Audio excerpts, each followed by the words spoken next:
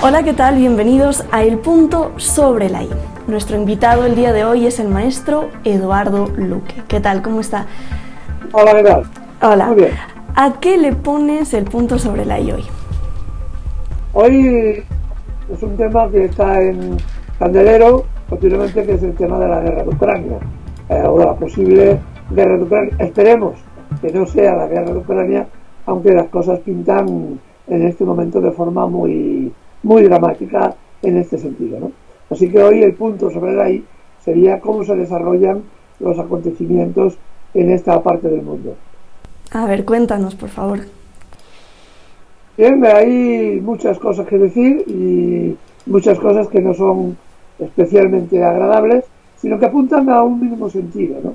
De que se ha iniciado una carrera militar, en la que además ya interviene otro elemento muy importante, que es el control sobre las imágenes y sobre el relato que se llama hoy, sobre quién es el agresor y quién es el agredido, ¿no? Entonces, estamos desde hace muchos meses, desde muchas semanas, muy intensamente, marcando que la guerra, concepto de ese repetido, la guerra es inminente, la guerra es inminente, la guerra es inminente, ¿no? Y eso está creando la sensación en el público de que efectivamente la guerra es inminente, y eso es una preparación psicológica precisamente para hacer plausible precisamente esa guerra, y que las poblaciones, sobre todo en el mundo occidental, le presten apoyo, ¿no?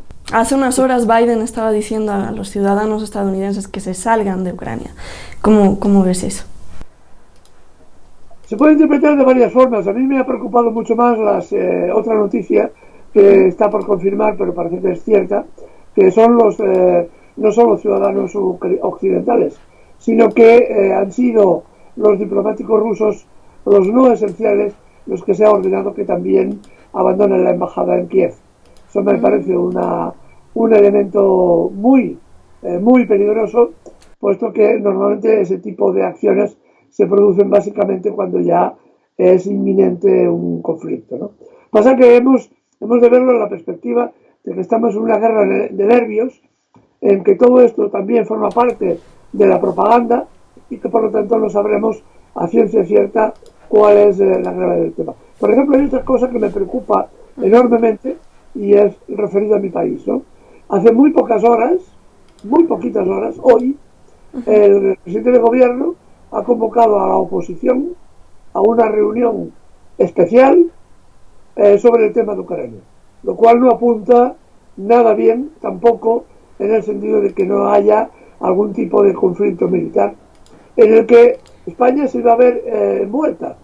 Recordemos que la ministra de Defensa había sacado Ardor Guerrero, que yo llamo, y había enviado, bueno, el gobierno español había enviado varios buques de guerra a la zona del Mar Negro. Hoy nos hemos enterado de que estos buques están de regreso. No se han atrevido, afortunadamente, a entrar en el Mar Negro, porque la situación es extremadamente delicada, y se estaban realizando maniobras militares por parte de Rusia con fuego real, en zonas donde iban a transitar los buques españoles, ¿no? Afortunadamente parece ser que estos Se buques de fueron. guerra están devueltos a nuestro país, lo cual es una buena señal, pero mala señal que el presidente del gobierno haya convocado a la oposición a una reunión específica sobre el tema de Ucrania. Es una mala señal. No he especificado nada más, no se sabe nada más de qué es lo que van a tratar, ¿no? Por lo que sabemos, es una reunión secreta. Sabremos más noticias, imagino, en muy pocas horas. También sabremos la discusión que ha habido entre el presidente Biden y el presidente Putin hoy, una reunión de 1 hora y 2 minutos, según se apunta. Tampoco sabemos qué conclusiones, y una reunión también que se ha producido entre el ministro de Defensa ruso, Shoigu, y el ministro de Defensa de Estados Unidos, ¿no? Que son los elementos, digamos, previos a todo este conflicto, ¿no? Sabemos, por ejemplo, que Blinken, el representante del departamento de Estado de Estados Unidos hace un mes aproximadamente propuso al señor Lavrov que en caso de conflicto se respetara la vida de los mercenarios norteamericanos que están en territorio ucraniano en este momento, ¿no? La respuesta del señor Lavrov fue evidentemente que si estaban en un sitio donde no correspondía en una zona de guerra, que asumieran las consecuencias. Recordemos, y es importante recordar que en el 2014, cuando se produjo la guerra en el Donbass, las tropas ucranianas quedaron cercadas en una bolsa que fue limpiada y aniquilada por las tropas que se califican de independentistas prorrusas. Y se permitió que 160 soldados norteamericanos, mercenarios, que habían quedado cercados en la bolsa, escaparan vestidos con uniformes de la Cruz Roja, ¿no? Esto pasó en el 2014, pero ahora no va a haber esa opción. Al menos es lo que parece ser que el señor Lavrov le dijo al señor Blinken ya hace un mes sobre este conflicto. ¿Y cómo ves la actitud de Macron frente a Putin y la del canciller alemán frente a Biden, ahora que se reunieron? A ver, Macron tiene un problema, bueno, mejor dicho, tiene muchos problemas, pero tiene dos principales.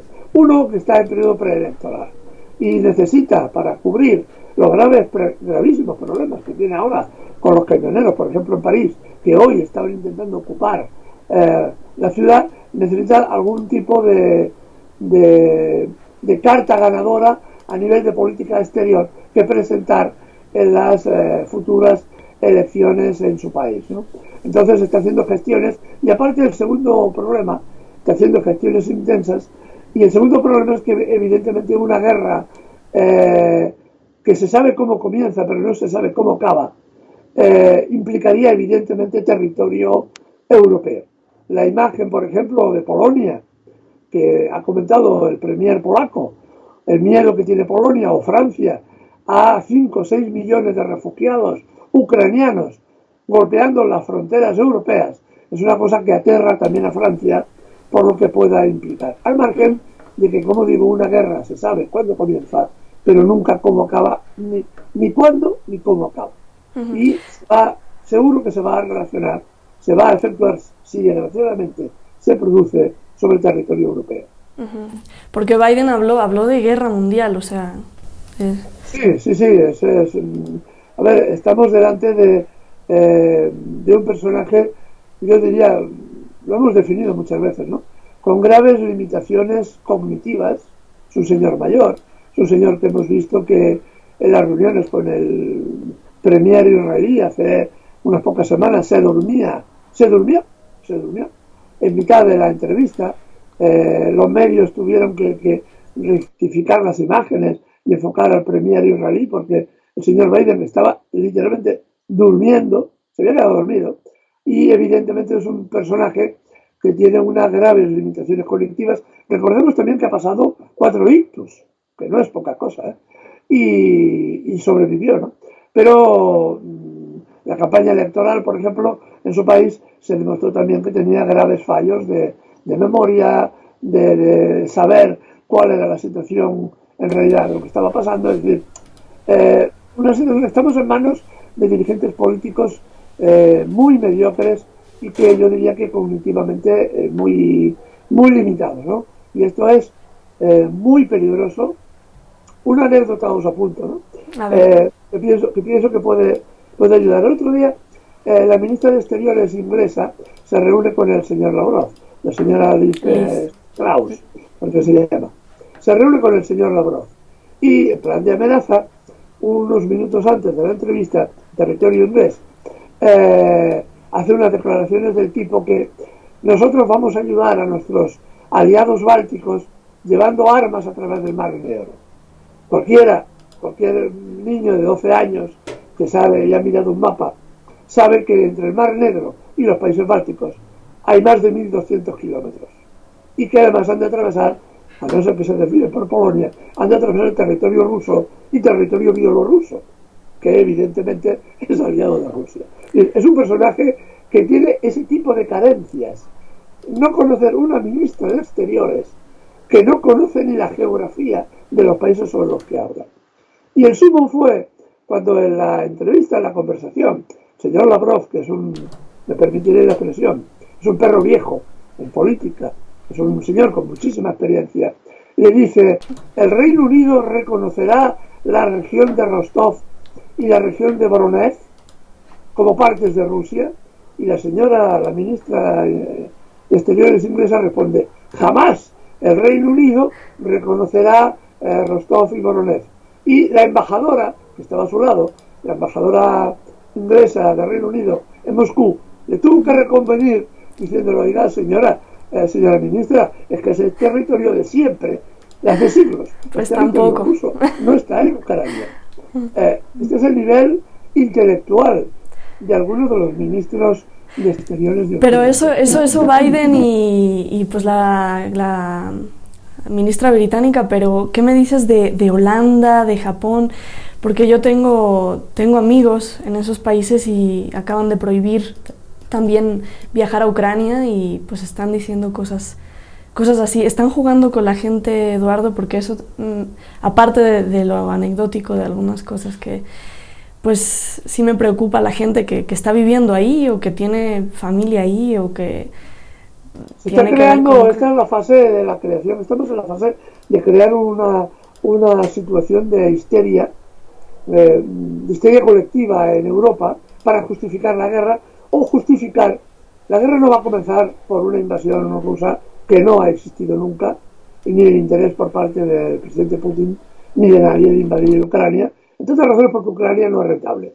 Ucrania tiene una deuda externa horrorosa, imposible de pagar, y que implicaría unos costos, además de la guerra, unos costos para levantar el país absolutamente prohibitivos para ningún otro país. Así que el interés de Rusia por invadir Ucrania es nulo. ¿Cuál es el problema? Que se está creando una histeria colectiva para justificar que haya un golpe, un atentado de falsa bandera. Hace muy pocos minutos, un par de horas, se comentaba que había estallado en Donetsk, que se habían iniciado las hostilidades, ¿no? Después resultó que ha sido, parece ser, un depósito de municiones ucraniano el que ha estallado, y rápidamente la prensa occidental ya daba por sentado que se había producido la invasión, ¿no? Y esto es lo que está ocurriendo, ¿no? Y como una medida para aumentar la histeria colectiva, se pide a la ciudadanía occidental que abandone rápidamente Kiev, que abandone Ucrania. Forma parte de lo que yo llamo la cortina de guerra, ¿no?